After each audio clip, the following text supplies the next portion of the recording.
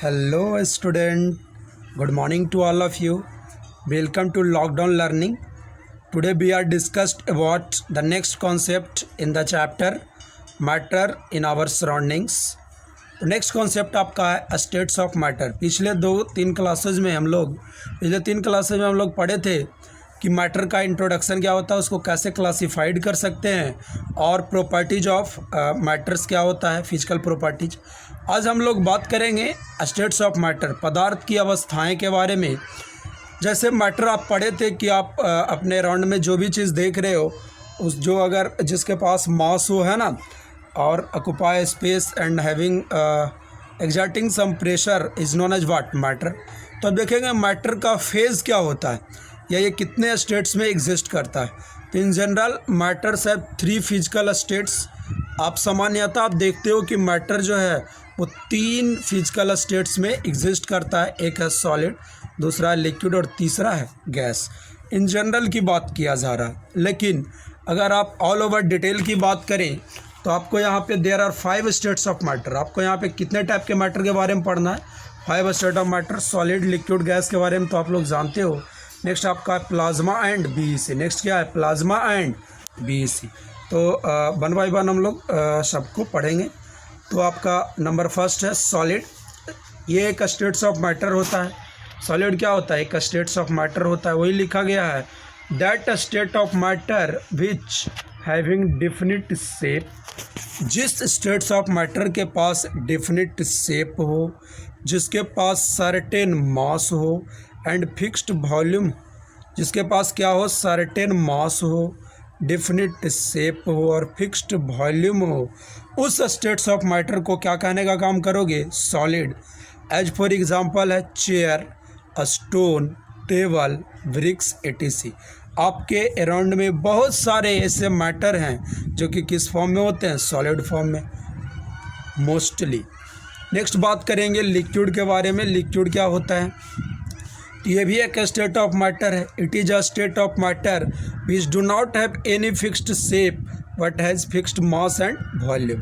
Liquid एक ऐसा states of matter होता है जिसका मास और वॉल्यूम तो फिक्स होता है, लेकिन उसका जो शेप है वो फिक्स नहीं होता है। As for example water, milk, alcohol, ETC. It always takes, next point है आपके पास, it always takes the shape of the container in which it is kept. काफ़ी इंपॉर्टेंट पॉइंट है कि जो लिक्विड्स होता है उसका जो शेप है वही होता है जिस कंटेनर में उसे रखा जा रहा है। जैसे आप समझें, अगर एक ग्लास है, उसमें आप मान लिया जाए 200 ml वाटर रखे हो, ठीक है। अब उसको अगर आप दैट मीन्स लोटा में रख दो, है ना, तो क्या होगा?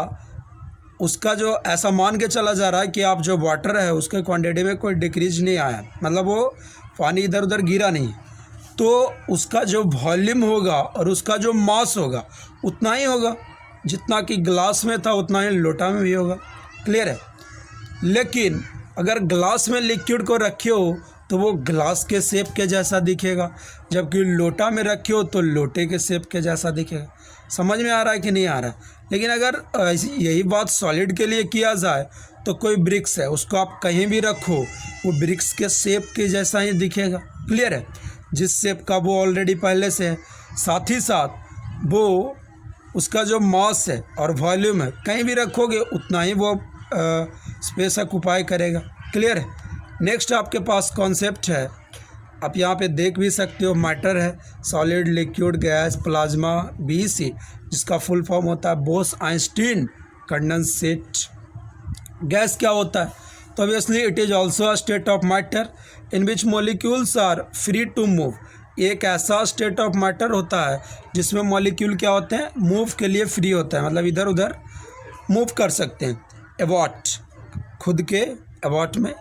And have no fixed shape and volume, मतलब गैस एक ऐसा स्टेट्स ऑफ मैटर है जिसका neither shape nor volume fixed होता है। क्लियर है?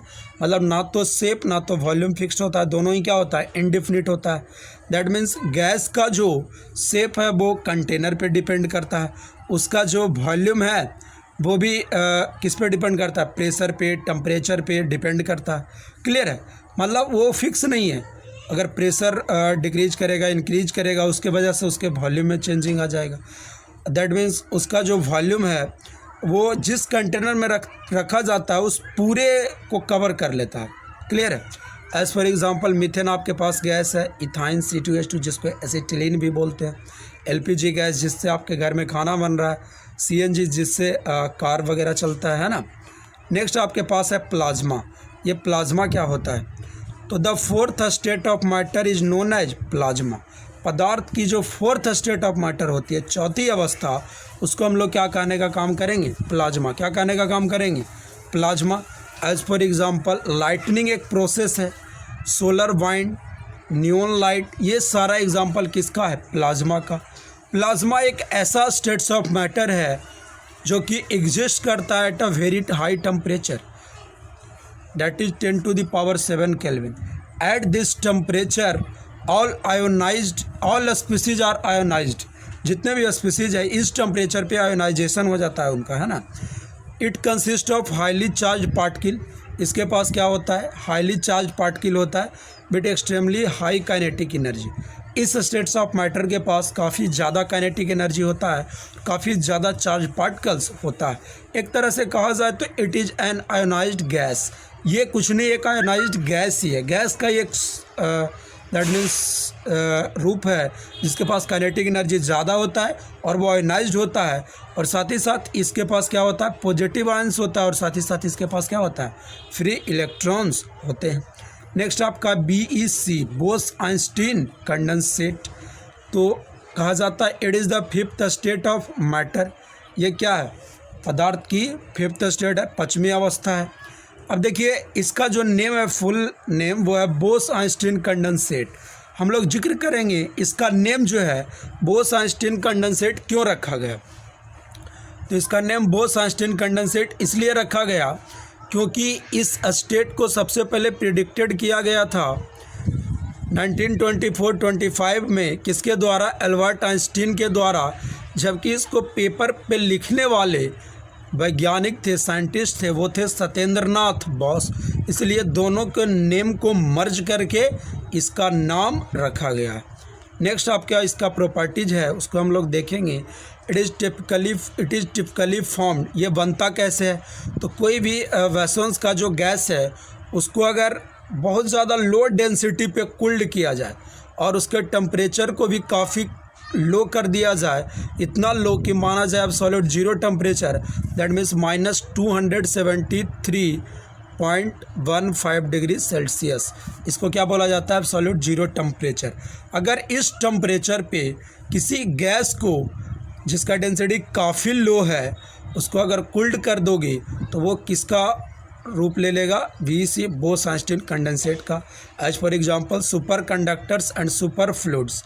सुपर कंडक्टर उसको बोलते हैं जिसके पास, दैट मीन्स जो पढ़े भी हो फिजिक्स में या आगे नेक्स्ट में 10 क्लास में आपको ये चीज़ पढ़ना है कि दैट मीन्स जो किसी भी मटेरियल्स के पास जो सुपर कंडक्टर उसको बोलते हैं, दैट मीन्स जिसके पास आप पढ़े हो करंट में ये चीज़।